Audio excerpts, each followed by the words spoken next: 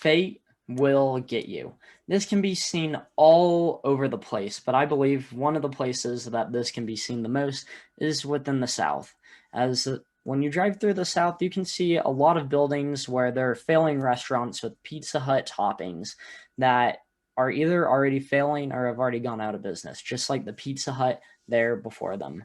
Now, some people would call this luck, and some people might say that it would be unlucky, but the person that I want to introduce you to today is a man named Timothy Dexter, who I believe is one of the luckiest men of all time, if not the luckiest man of all time.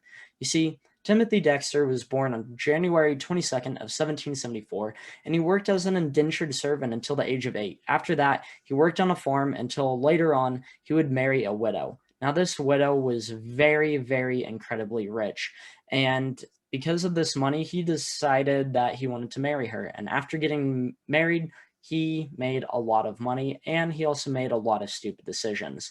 But these stupid decisions, in the eyes of fate, would be phenomenal decisions. One of these first decisions that he decided had to do with the Continental Dollar. Now, to give some background on what the Continental Dollar was, it was basically used during the Revolutionary War as the American form of currency. During the war, people realized that when the war ended, these wouldn't be worth anything. And so the American government did what they did best and did the one thing that every high schooler is taught not to do, which is they decided to cause a great amount of inflation. Now, because of this and because of how worthless they would be after the war, a lot of people just decided to buy it up. And our boy Timothy Dexter was one of these people who decided to buy a large amount of this money. And so he would buy cratefuls of these Continental dollars for pennies. However, according to the New England Historical Society, the American government, after the war, decided to have a trade back system in which people could trade in their Continental dollars for actual money. And it wasn't a very large amount of money that they'd be able to make from this. However, because of the large amount of money that he spent on Continental dollars, he made a massive amount back from this. Because of this new enormous amount of cash that he found, he decided to surround himself with people who were very smart and very rich, basically people who were way smarter than himself. These people, as good friends would do, tried to make him make terrible business decisions. According to one article from Priceonomics, a decision that he decided to do because his friends told him to was to send bed warmers or warming pans to the West Indies. If you don't know what warming pans are, you basically would put coal into them and warm them up, and then you'd put them underneath your bed so that your bed would be warm when you would get into it. However, there wasn't really a need for this in the West Indies, as the West Indies already is very hot. However, when he sent the warming pans to the West Indies, the people there didn't know what they were, and so they started buying them up because they found that it would be very helpful in the area of creating molasses. So he was able to sell so many of these for a large amount of money and made a large amount of money back from this decision. After his friends heard about this, they decided that they would make him try and do something even stupider. So they decided to tell him to carry coal to Newcastle, which is basically a form of speech, telling you to do something that is completely useless. Because you see, at that time, Newcastle was the largest manufacturer of coal in the world. And so bringing coal to Newcastle wouldn't really do anything because all the coal in the world was already coming from Newcastle. However, he decided to go with this. He bought a large amount of coal and he sent it to Newcastle. However, at the time that he sent it there, the workers at the coal factories decided that they were going to go on strike and that they weren't going to work. And so there was no coal for people to buy, meaning that he was the only person that that they could buy coal from. And because of this, he was able to make a hefty profit. Now, you may think that fate was on his side just these two times, but it happened once again. And this time, it didn't even happen when he was listening to his friends. You see, he decided to make his own crazy decision in the area of business, and he decided to buy all the cats in this town, or all the stray cats in this town, because they had a problem with stray cats. And after buying all of these cats, he decided that it would be a wise investment to send all of them to the Caribbean.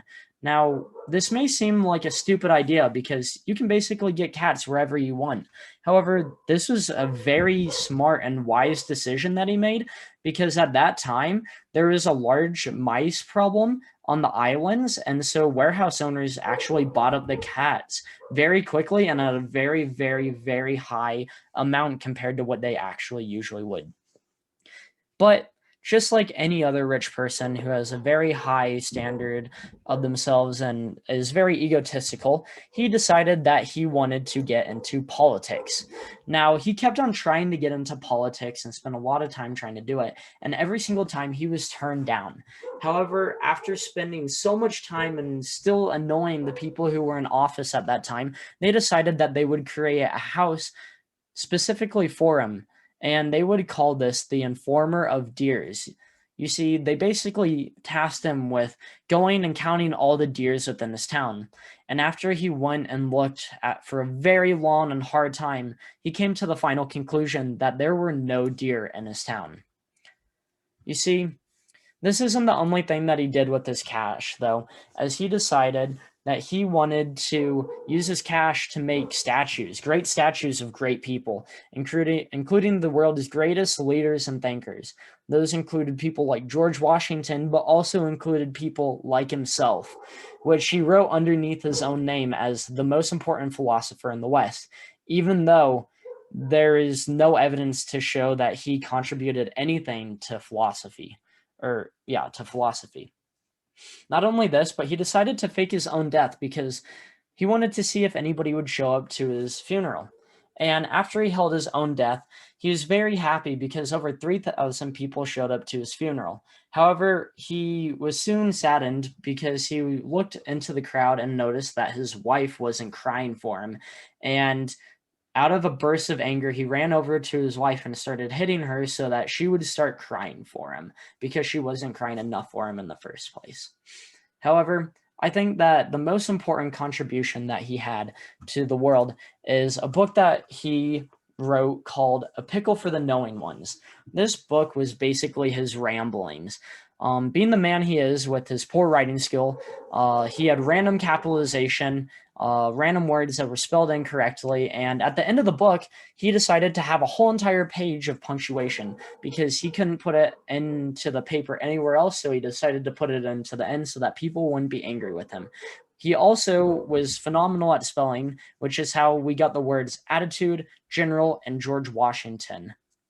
Now, I think that after looking at this man's life and what all he did, I think that there's one important takeaway that we can get from this. That being that in life, it doesn't really matter how hard you work or you may try to accomplish things, because if we roll our dice correctly, we can just land a perfect score just like him.